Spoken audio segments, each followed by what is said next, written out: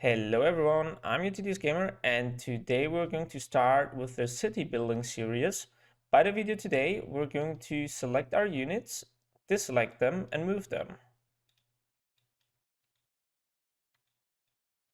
Now, we have created a brand new project. We are using the 2021.15 version. You can use the version you want. We have opened a new URP project. So what we want to do first is clean it up.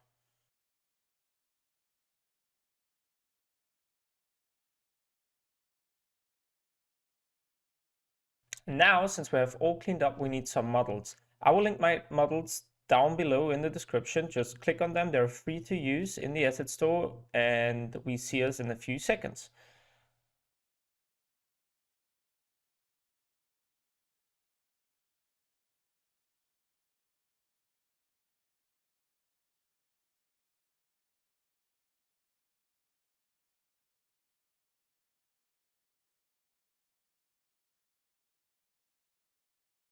So now what we have got here is a pinky spider because the asset is not set up for the universal render pipeline. So what we do is we go over to Edit, Render Pipeline, Universal Render Pipeline, and upgrade project materials to URP.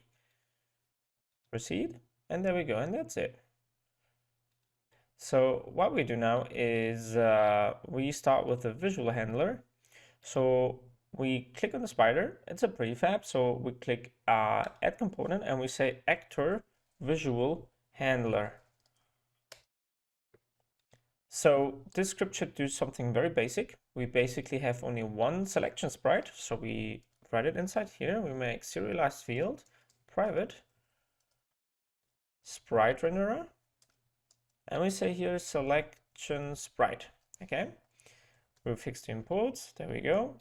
And we need only the start function where we deselect the sprite or the selection sprite. So whenever we start the game, it's not selected. So we just say deselect here. Oops.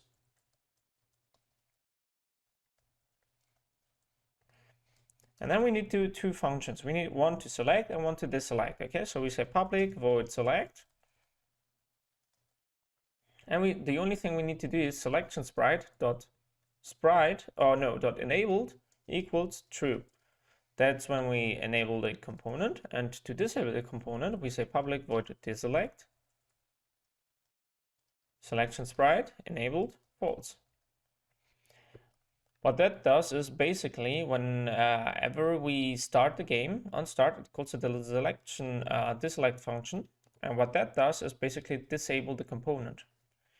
And whenever we need the component to show up, which is whenever we select the AI or the, let's say, builder or whatsoever, it needs to get enabled. So now what we need to do is, I hope you can see everything I'm doing because I'm figuring some new ways out to basically record. So what you need to do now is a sprite for the sprite renderer. So let's go for that. So what we need to do in this case, we need something under our spider. So we open the prefab, we hide all the bones we have set up in the prefab. We have the spider itself, but we need to, let's say, a small empty point under the prefab. We turn it by 90 degrees. Maybe not here, I'm not sure yet. But what we do is we add a component, which is the sprite renderer. Okay. So and what we need for the sprite is a UI which will demonstrate that we have the AI selected. So we just take the knob or the UI mask, I take the knob, and then we see it's turned wrong. So we do here 0 and 90 degrees on the x-axis, and there we go, and that should be it. We drag it a bit more up, kind of there, make it a bit more bigger so we really know that we have selected the spider. You can change the color to whatever you want. I choose the bluish color, and there we have our sprite renderer knob. Now we go back, we still keep the spider orange selected. We go onto game object, put it in the selection sprite, but we want to rename maybe the game object. So what we do is we just open the prefab again and call the selection sprite. There we go. So we know exactly what it is. So as we know, it's a prefab, so we can easily duplicate those. And what will happen is whenever we start the game right now, the selection knobs will turn off, as you can see. Maybe what else we want to do is we zoom a bit out, click on our main camera, go under game object, align with view, so our game camera is right over here. So we can start again and you will see that the game knobs are even in the game scene deselected, or the selection knobs. Okay, cool, that's working for now, super nice. What else we want to do is starting with the mover script. So let's click onto add component, write mover inside, and let's go. So now in the mover script, what we want to do is we want to delete those functions right over here.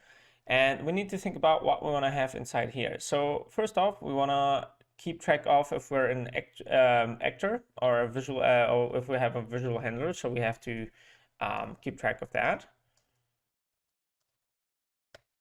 We need also getter because other scripts might want to access the actor visual handler, and I can also tell you already, yes, we want in different scripts to access that, so we can basically define if we're actually an actor or not.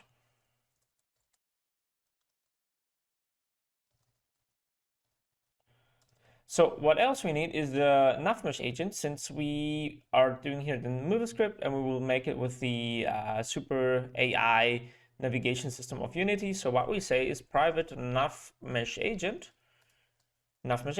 that's it. So by now, those two values are null. So we need to go under the start function and get them.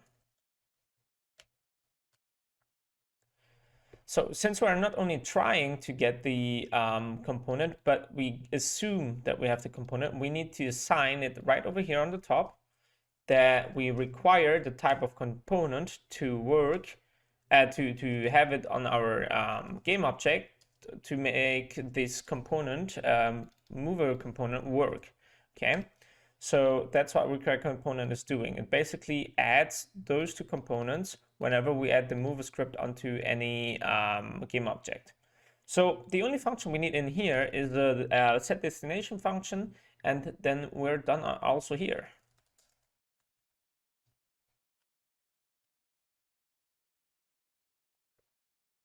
Voila, we're finished here. This function will get called from external scripts, since that's only the mover script. So what we do in here is we define the functions we can use to move our character, but we won't use them inside of this script. So let's go back to the Unity editor and check if those ones are assigned. You can see many things are missing. So what we do is we open the prefab.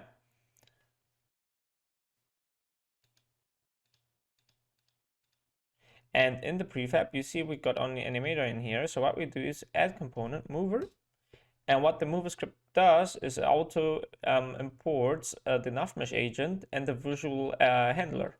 So what we need to do is reassign the sprite we've created. So what we do is drag and drop.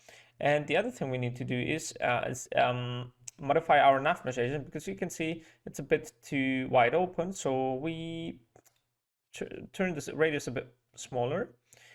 And what else we need is maybe a capsule collider, so we actually can collide with objects and we are able to get selected. So what we do is also the capsule collider, we drag it a bit more smaller so it fits our needs. So yeah, I think that's good. So we can go back. So now inside our project, let's clean it up a little bit. So we have a script folder where we will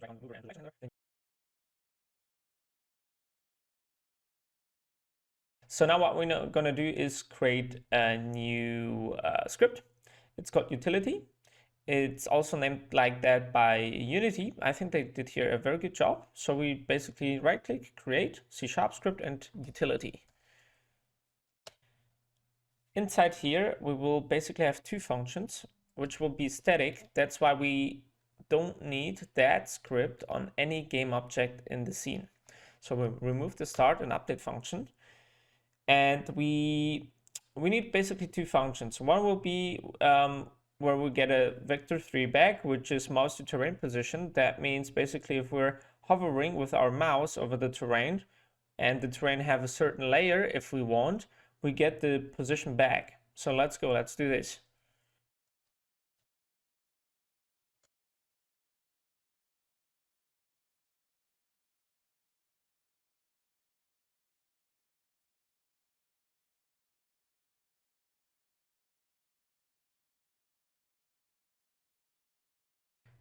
So now we have the function done. It's a static function, so basically we can use it in any script we want, just so you know. And what this function basically does is we get the mouse position over a hovered game object. In this case, it's a game object with a layer terrain. It's getting shown up yellow because we didn't set up the layer or tag by now.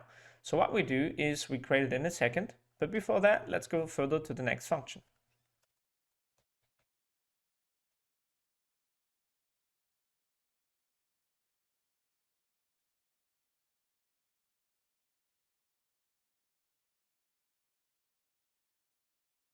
In this function, we return a new raycast hit, so we can basically see that if we don't hit any 3D object or terrain, let's say in this case, that we can see or check what's inside this raycast hit, so we can basically interact with it in case it's a resourceable or attackable or whatsoever object. So that's done for the scene, for this class. We can go back and start with the last script we need. But before that, let's put it inside our scripts folder. And now we need one more game object here. Right click, create empty. We position it at the coordinate 0, 0, 0 and call it selection handler. And what this script will do is it will be makes us able to select game objects, deselect them, and make them act depending on what we are hovering or what we're doing. So what we do is we add a component, we call it selection handler, and let's get our hands dirty. So first thing first, we need to set up some variables so we really know what we're doing and what we need. So for that, we can fix our imports.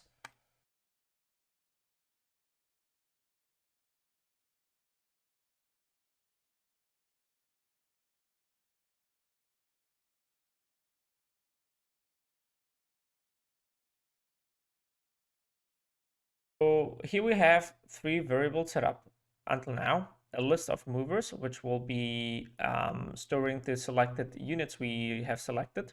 The selection area will be the game object we will drag big, small, or whatsoever to select or to create a selection area. And the layer mask, which will determine what game objects we can actually select.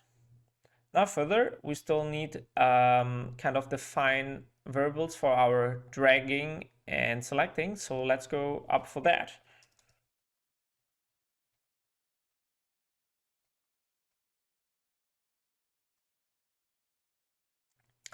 So what we have here is a bool which determines whether we're dragging or not. We have our vector3 start drag, which determines where we just started to drag our selection area. We have an end drag vector3, which tells us if we or which position we stopped dragging. Drag center, which determines where is the center of our selection area, and the drag size, which tells us how big our selection area is. So first things first, we need a selection area. We will do that after coding. So I think we should start with the basic start function.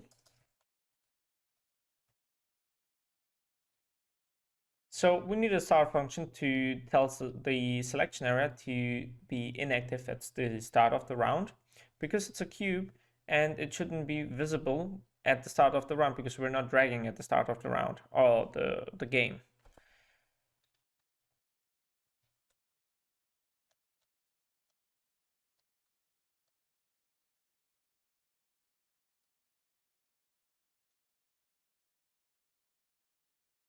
So let's go step by step. So let's not keep going. Let's explain what we're doing here. So basically, if we're hovering with our mouse over a game object, then we set dragging to false because basically we can build at this time or whatsoever. In other case, if we are holding down the mouse button left we set our current mouse position to our start drag position and our start drag position to our end drag position. I hope you can follow what we're doing here.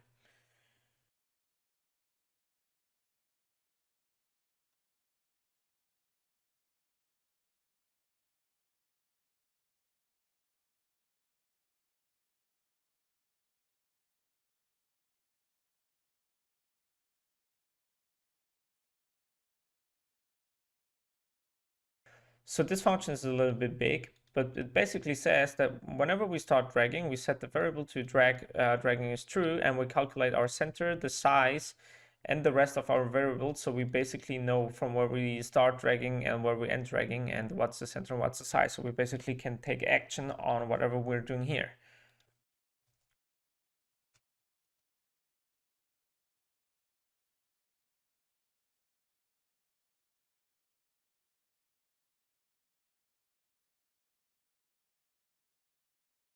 So now we have two other statements here. Basically, one says if we're a mouse button up, we stop dragging, obviously.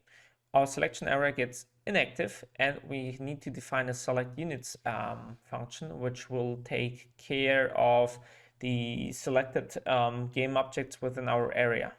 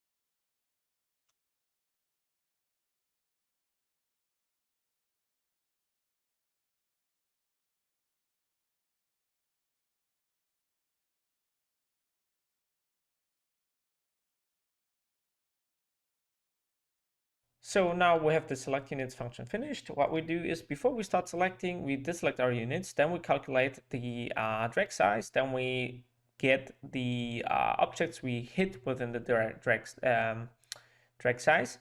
And for each of those, we try to get the mover component out.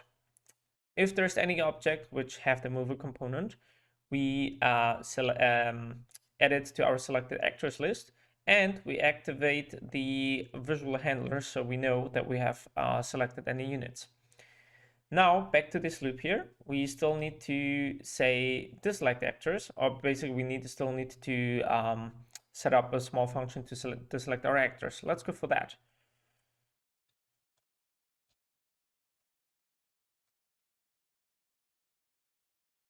So that function is very basic. What we do is here, before we deselect any actors, we need also to disable the visual handler. So what we do is we loop through the selected units once, we deselect them, and then we just clear the list. So now we have the set task function left. The set task function will determine a few things for us. Whether we hit the terrain, we move, and if it's not the terrain and not a builder, we will do something else depending what game object we just hit. We can gather resources, we can tag someone, we can pick up some things, or we can do loads of different things. So what we do is we start writing the function down, and you will see the magic behind it.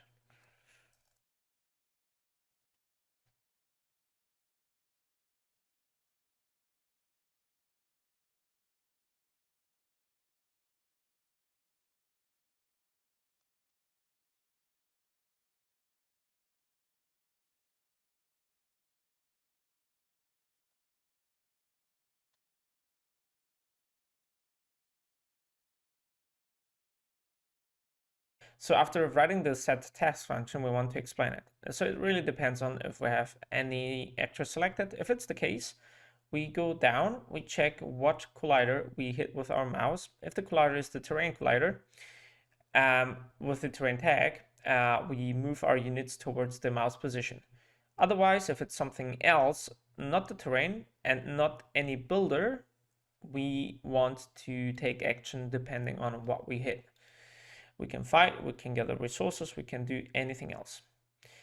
But now, after having all the script done, I would love to refactor the code like that, and go back to the scene and do something else. We still need the selection area, so let's go right into it. So now to create the selection area, what we do is right click, create a 3D object, and it's going to be a cube. We drag it up.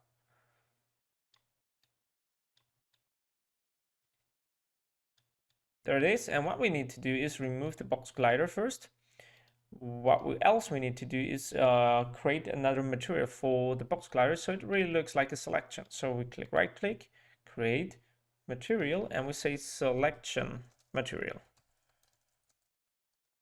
We need to set it a bit differently up because we can't make it really bright. So what we do is click on that, universal render pipeline, particles, and I think it was unlit, but I'm not sure though. So let's click onto unlit and check if it's going to be the right thing. Output to transparent. We set it to additive. It's front, that's true. We leave alpha clipping off. We set the color mode to overlay, if I'm right. And then the base map, we need to change it to something bluish. So what we're going to do is set it up to something bluish, drag it onto our selection cube, and there we go. It looks wonderful. We added the name of the cube to selection cube. We make a prefab out of it just in case. There we go. And we're good to go, I think. Our selection handler still needs the selection cube. We assign it. We set actor layer. We still need to add some layers. So what we do is add layer. We say builder in here. We select our spiders, or at least one of them. We go in the prefab. We say the layer should be builder. No, only this game object is fine. We go back, we need a new tag, which should be the terrain. So we need to click on to add new terrain. In the tag list, we say terrain and save. We click onto our terrain, assign it to the terrain layer. We go under selection handler, check for the builder in the actor layer list. And we open this list right over here. We press play. And we will be able to not do anything since we have here one error. So we could go back, check what's the error, and we see event system is missing. So what we actually need to do is click right click, UI, event system. So we know where we are hovering and moving with our mouse. So what we do now is press play.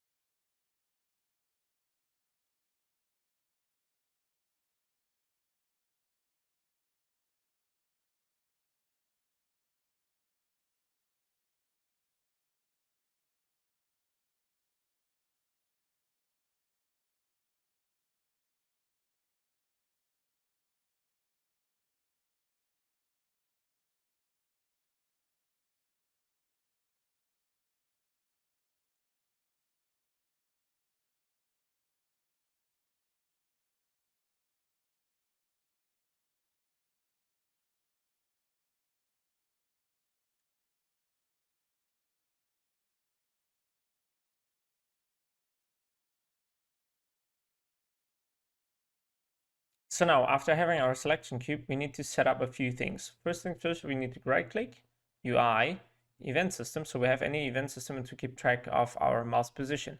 We drag it a bit more up so we don't have it in the middle. What else we need? We need to our spiders to have a new tag. The tag would be builder. So what we do is go into prefab, tag them builder, and go back. We need our terrain to be tagged terrain. So we have here the terrain tag. If you don't have it, just basically add it. And now our selection handler still needs to add the actor layer. Oof. So instead of the tag, actually, we needed the layer. So what I do is create the builder layer, go back in the prefab and assign it with it. But there we go, it's assigned. Okay, cool. So what else we need? We need the selection cube inside here. We need the actor layer to set it up to builders so we know that we're interacting with builders. And click on play. We can not select.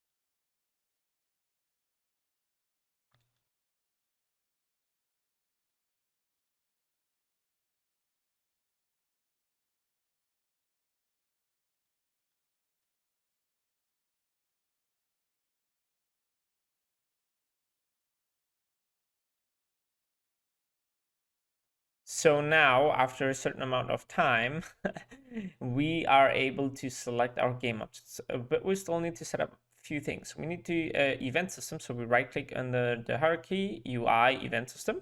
We drag the whole thing up. We need in our terrain a few things. We need the terrain tag, so you click onto tag and click plus and add the terrain and the builder tag just in case, because we need it anyway for the future.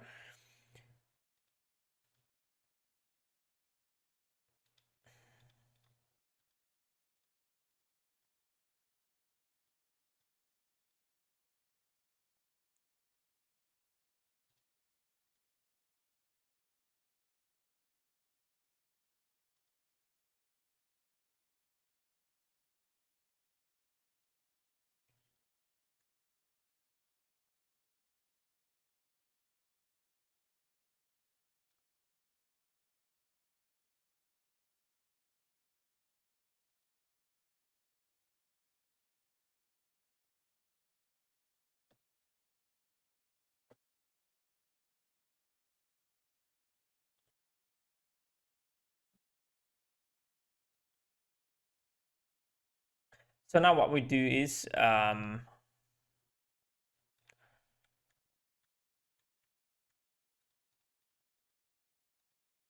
so now to set the whole thing up, what we need to do is add an event system. So basically right click, UI, event system. So we have an event system in here.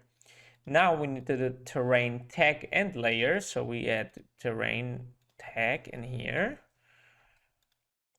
We need also the terrain layer. So we click on the layer default button and click layer, and we just add also terrain layer. So we need both, one for selecting and one for checking what we're clicking on. So now onto tag, we just selected right over here and layer here. So our spiders, they need also a new tag. They need the builder tag. As I can see, I have it right over here, but basically click on add layer or add tag and add them right over here. So we select the spiders, we give them the builder tag. And now the only thing is missing is the selection handler. We need to set up the actors layer. Somehow it's not set up to builders. So what I think I did wrong is I need the builder layer instead of the builder tag, but I'm still not sure. So what we do is we add both just in case. So we set it, oops, that's wrong. That's wrong. We need to select the spiders, So give them the builder layer, only this objects, and in the selection handler, what we do is select the builder layer or the actor layer and give there the selection cube. Now what we do is click play and everything should hopefully work. We can drag and drop, select, we have here our selected movers, and by right click we can't move. Why? Because we have not set up any navigation area. So we click on the terrain, window, AI, navigation, and we just bake the whole thing. So under bake, you're able to bake the area. Now we retry, select, right click, we're able to move. One thing you need to keep track of is the distance of your agents. Under NavMesh agent, you can set up the stopping distance. I set it up to 1, and then we can play. And whenever we select them, we move, and they have a certain amount of distance to this certain point, so they don't stack up on it. So that's it for the video. Thank you for watching. I hope you liked it. In the next video, we will do a few more things. And I hope you like and subscribe. That would make my day a bit better. And I see you soon. Bye bye.